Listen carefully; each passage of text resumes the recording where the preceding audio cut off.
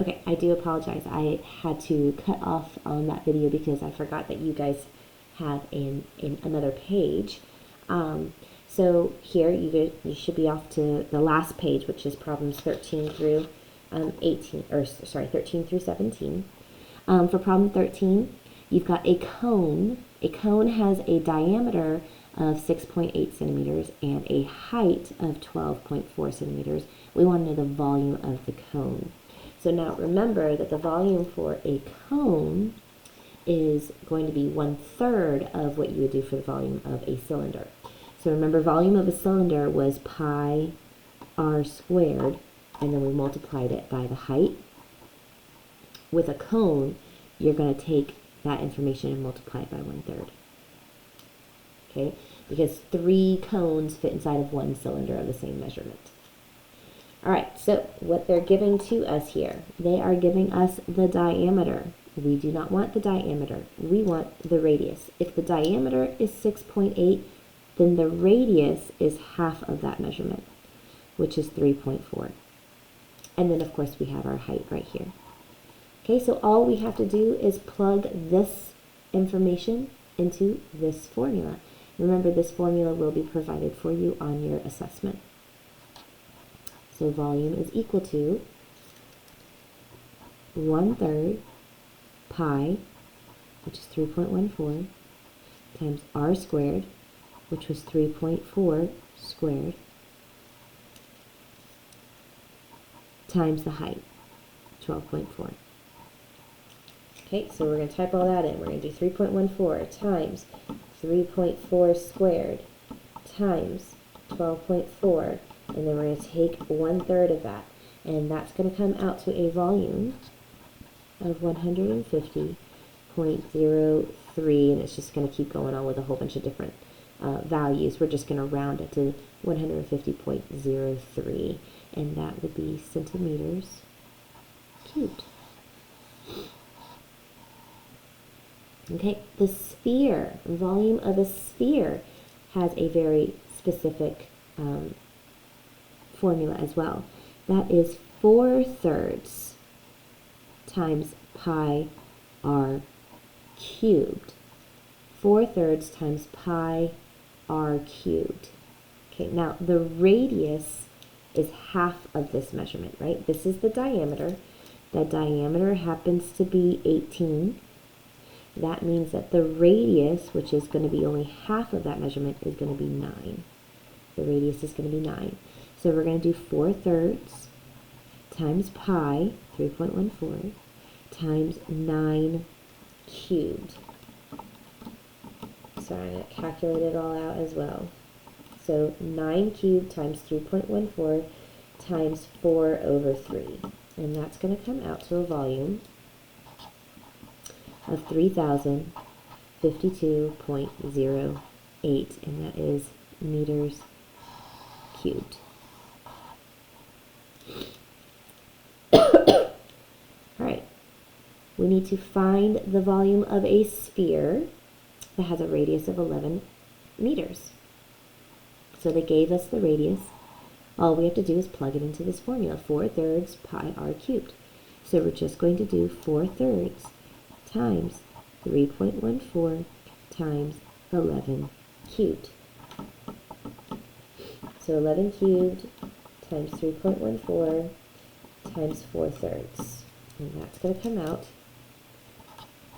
to 5,572.45, and that 3 is going to keep repeating.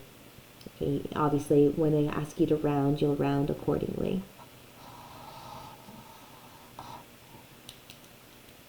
All right. Here, a cone. A cone has a height of 4 and a radius of 4. A sphere has a radius of 4.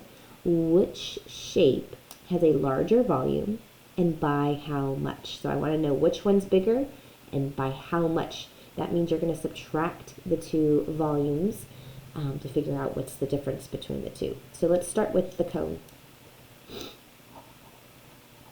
For the cone, we know we need to do 1/3 times pi, 3.14, times the radius squared, so 4 squared, times the height, which is 4. Okay, so we're going to have 3.14 times 4 squared times 4, and then we're going to take 1/3 of that. So that's going to give us a volume of 66 point, basically 99. We're just going to round it, 66.99. All right, our sphere. Our sphere is 4/3 times pi, which is 3.14, times the radius, which is cubed, right? Our formula says r cubed. So we're going to do 4 cubed. So 4 cubed times 3.14 times 4/3. And that's going to come out to, 267 point, basically 95 if I round it. So obviously the sphere is larger, right? The sphere is the bigger volume.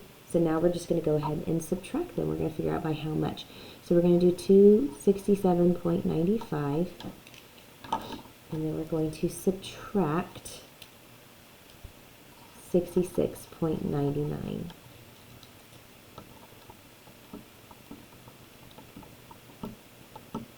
Okay, and that's going to give us a difference of 200.96.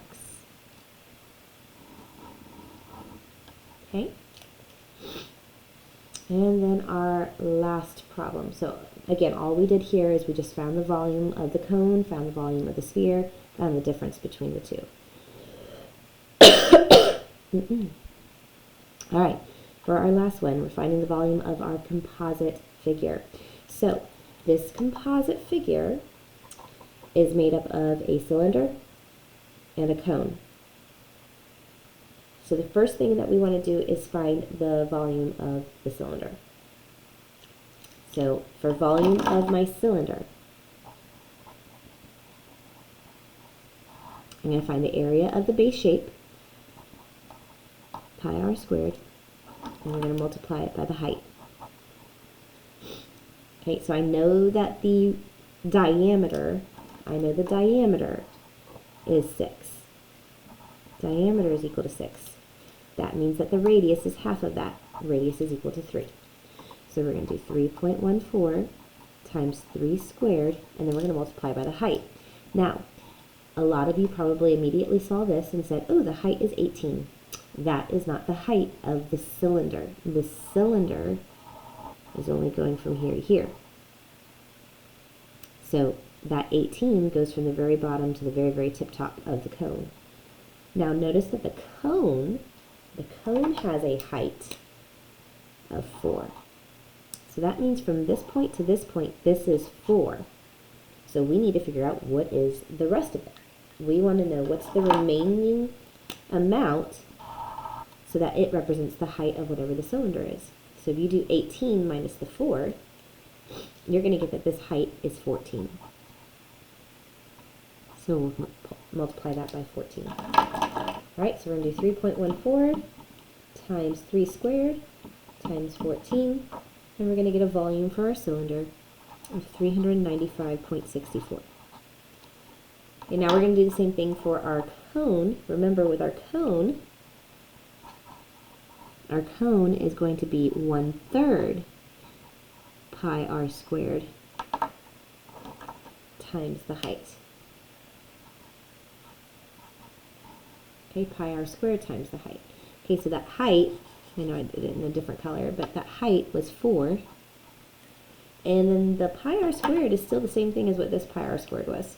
It's still going to be 3.14 times 3 squared because the radius is still the same. That radius is still a 3. Okay, and then we're just going to multiply this whole thing by 1/3 at the very end. And that'll give us our volume. So we're going to do 3.14 times 3 squared times 4. And then we're going to multiply it by 1/3 at the very end. And that's going to give us 37.68. Okay, now all we have to do is add those together. We just need to add that value together. So we do plus 395.64.